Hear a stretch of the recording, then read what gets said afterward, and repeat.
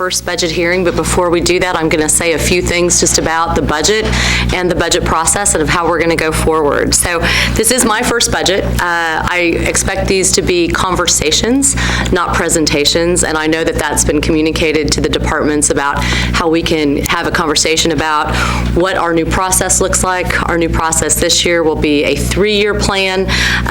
We have a lot of requests this year. We may not be able to fund everything in year 1, but that's the idea, to be able to have a 3-year opportunity. My priorities this year are around our employees, making sure that our employees are well funded for what they need, and also making sure that we reward our employees for all the hard work they do. I also want to make sure that our citizens are protected. Our citizens are very important. There will not be any new tax increase this year, so we will work within the revenues that we have and make sure that we identify the priorities of my administration. And as we look at those priorities, you will see in this budget book that I'm very focused on transportation, public safety, education, youth engagement, job creation, and housing. And as we look forward on all these conversations, today is really just, there are no commitments that will be made during this process. It really is just a listening and conversation, and I look forward to it. And with that, I get to start off my first budget hearing with somebody who has been in Metro for a long time and knows these budgets very well. So, Mr. Cardwell, it is a pleasure to have you here today. Thank you so much. Thank you, Mayor. It's a pleasure to be here today. I would like to talk about a couple of things that affect our budget, and they are the tax relief and tax freeze programs, which you are aware of over the years that you spent in the Metropolitan Council. These programs have really helped a lot of taxpayers in this community. We have about 7,500 members that are on the program, and about 6,400 of those people are on the tax relief as well as the tax freeze program. And we're spending in the neighborhood of $3.4 million each year for these programs. As you know, we double match what the state pays. And I would be glad to respond to any questions that anyone might have in regard to our office or those programs. Okay. Just for the listening audience, I want to give them a short overview of the trustee's office. The trustee is responsible for collecting taxes for real property and public utilities, as well as personalty taxes.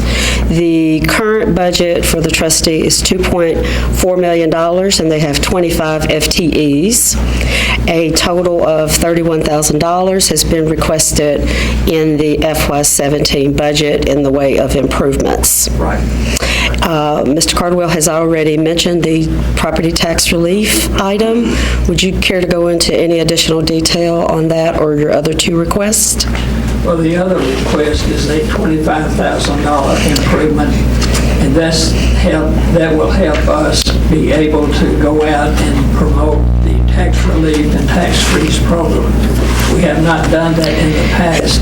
We feel that that would be important because there is a reappraisal program in 2017, and we'd like to see as many taxpayers under the tax relief and tax freeze program as we possibly can. Well, Mr. Carville, one of the conversations that we've had in the past, I know, has been around how we help people stay in their houses. So clearly being able to communicate that this is out there and something that folks who are, I think you can give me the parameters because this is a great time to promote it. So tell me what the parameters are if you might qualify for this. Basically, you have to be 65 years of age, and you have to live in your home and have title to that home.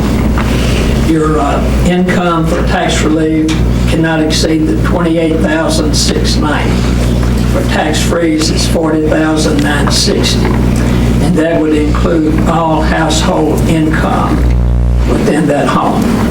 So it's a great program, and you have to come to our office to make application. And we send those applications to the state of Tennessee for their approval. But we spend roughly 40% of our time in the office working with those two programs. It's very beneficial that everyone is aware of those programs. If you're 65, you qualify, and isn't there also a capability if you're disabled? I'm sorry, yes, if you're Social Security disabled, then you qualify regardless of age. Right, and I think, we know that, because I think we've looked at the statistics, and this is why this would be really helpful, that there are many more folks out there who may very well qualify for this. Right, and also that would include veterans that are 100% disabled. Okay. Oh, good. Combat related. Okay. So those programs are gonna, and there's no age limit on the veteran. Okay. And there's a little difference in the income. Under current legislation, the income level now is $60,000 for veterans. Okay. There is some legislation moving now in the legislature to change that and do away with the income level for Okay. veterans this year. Okay. And we will not know how that will come out until probably the next 6 weeks. So the trustee has a big job, and helping people stay in their homes is a priority of mine, so I really appreciate that you all do this great work out in the community. Rich, do you have any questions? Carl, I assume when you talk about promoting the programs, that's just advertising? Advertising, we do a lot of community work, but we still need to be able to maybe advertise through the print media as well as the news media. And through our Office of Neighborhoods and Community Engagement, I know Lonell Matthews wants to reach out and partner with you all on finding ways to make sure that the message is getting out there, and then work with other organizations to help. And we are working with him. He's Yeah. been very helpful in helping us with that program. Great. I'd like for you just to elaborate on the banking fees for a moment, because that is a convenience that you are providing to the citizens to come in and pay their taxes at one of the local banks. What they're able to do, only through First Tennessee Bank, they're able to pay their current property taxes at any First Tennessee location. And we pay 90 cents per transaction. We had about 4,700 transactions this past tax year and brought in around $15 million. I would like to see that maybe become a part of the banking arrangements where we would not have to pay that 90 cents per transaction. And right now, it's just through First Tennessee? It's only through First Tennessee. That's our lead bank, and we felt like that they would be where to start. And that doesn't mean that in the future we could not collect payments through other banks in this county. Okay, great.